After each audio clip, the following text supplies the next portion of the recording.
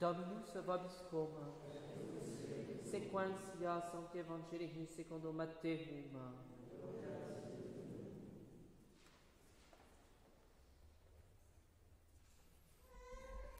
En ce temps-là, comme Jésus était assis sur le mont des Oliviers, et les disciples le rejoignirent à part et dirent : « Dis-nous quand cela arrivera, et quel est le signe de ton avènement et de la fin du monde ?»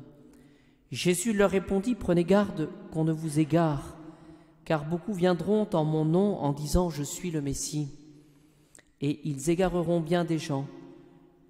Vous allez entendre parler de guerres et de rumeurs de guerre. Veillez à ne pas vous alarmer, car il faut que cela arrive.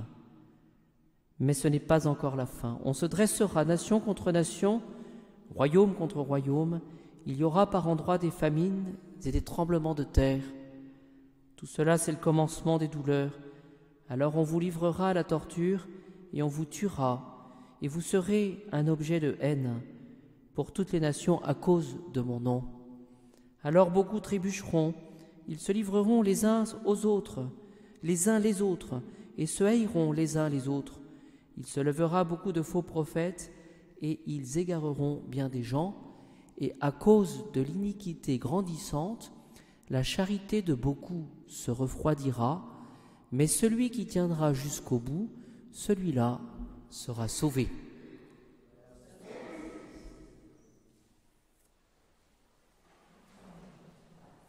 Il faut relire, mes chers amis, cet évangile de la parousie. Tant il est éloquent, c'est tout le problème du mal. Et nous avons tous fait, d'une manière ou d'une autre, l'expérience du mal. Il est question aussi de cataclysme, il est question de guerre. Il est question aussi des conseils que notre Seigneur nous donne. C'est assez troublant d'ailleurs parce qu'il dit qu'il faut que cela arrive, un petit peu comme les choses étaient fixées, de l'opposition des pays entre eux, des souffrances, des tortures, et tout cela à cause, dit-il, de mon nom. Ce qui doit nous faire réfléchir, c'est que à cette occasion, beaucoup trébucheront, chuteront, et le Seigneur de préciser, parce que les hommes se livreront les uns les autres, il n'y aura plus la charité non plus, et il y aura aussi la venue de faux prophètes, de ceux qui se feront passer pour le Messie. Autre point de repère que le Seigneur nous donne, c'est que la charité de beaucoup se refroidira. Et si l'on réfléchit, cette charité qui se refroidit, c'est certainement cet amour du bon Dieu et du prochain qui existeront un peu moins, ou presque plus. Et notre Seigneur de conclure, celui qui tiendra jusqu'au bout, celui-là sera sauvé. Voilà, donc. Alors j'ai pensé qu'il serait intéressant aujourd'hui de revenir, je dirais, à l'essentiel de notre foi. Quel est, pour nous faire grandir, quel est finalement l'essentiel de notre foi? Il y a bien sûr l'acceptation de la passion, cette méditation des souffrances, cause de scandale pour beaucoup.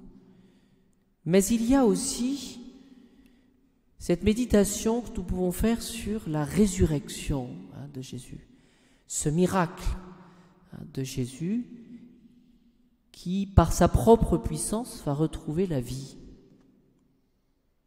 Et nous pouvons évoquer en Saint Jean, chapitre 20, versets 24 à 31, cet épisode de saint Thomas que nous connaissons par cœur. Saint Thomas est absent lors de la première apparition de Jésus après la résurrection, et il y a finalement ce cri des apôtres et des quelques disciples. Notre-Dame était présente. Nous avons vu le Seigneur.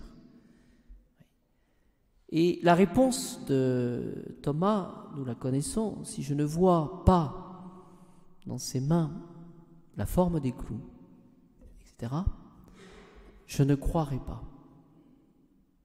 8 jours après, Jésus va s'adresser directement à Thomas. Il n'a pas peur, voyez, finalement d'aller vers celui qui, d'une certaine manière, est infidèle, celui qui finalement demande des gages. Le Seigneur voit la faiblesse des uns et des autres, et là c'est le tour de Thomas. Introduis ton doigt ici et vois mes mains. Et saint Thomas de se mettre à genoux, mon Seigneur et mon Dieu.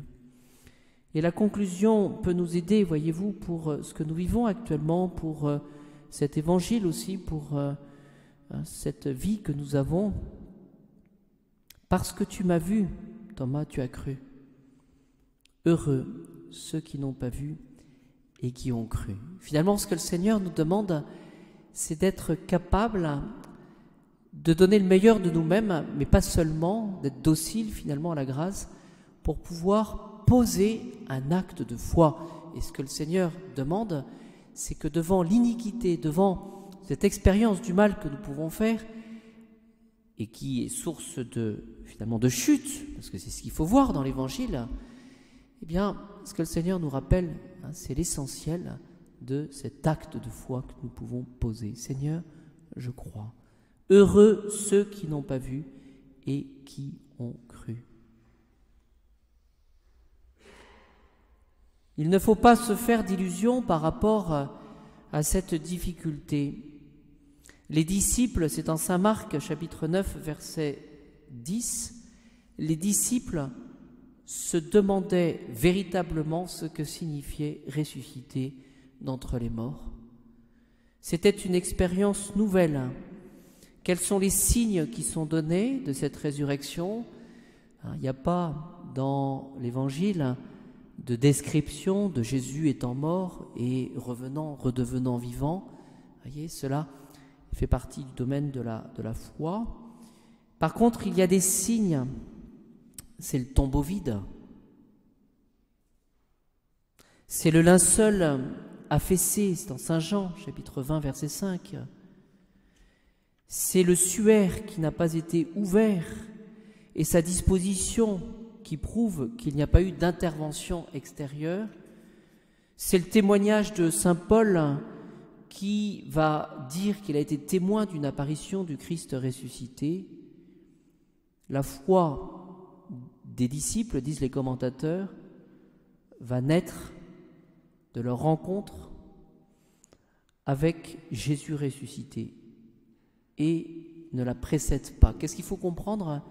C'est que finalement, plus par ce don de la foi, cette espérance, les vertus théologales, cette charité qui sont entretenues par la prière, par la réception des sacrements, et qui manifestent finalement le don de la grâce, le don de la vie, plus nous resterons auprès du Seigneur, voyez, par cet esprit de prière, par cette pratique, plus nous aurons finalement cette vie de foi, c'est-à-dire finalement cette adhésion de l'intelligence, je le répète, à ces vérités de foi, cet enseignement de l'Église, voilà, avec notre volonté aussi, mue par la grâce, plus nous dirons Seigneur, je crois, plus nous pourrons garder cette confiance.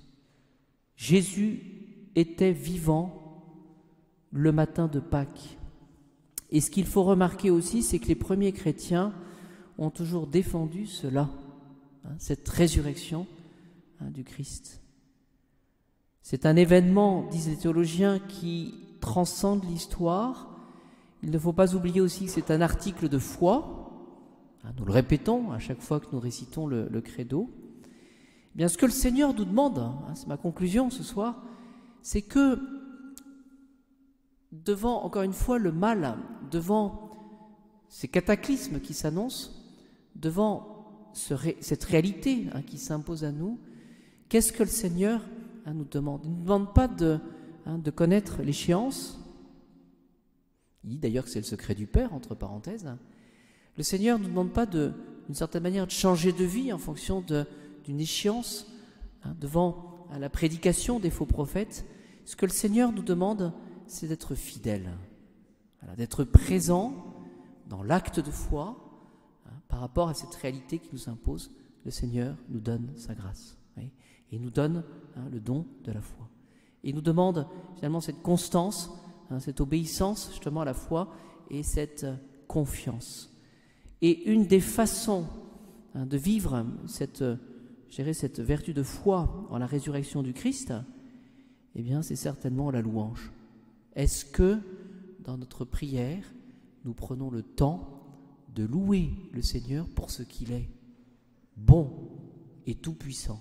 Essayons de réfléchir, voyez, à cette dimension de la prière qui pourra nous aider justement à affronter, comme l'ont fait tant de générations de chrétiens, finalement de catholiques, à affronter les circonstances du temps présent.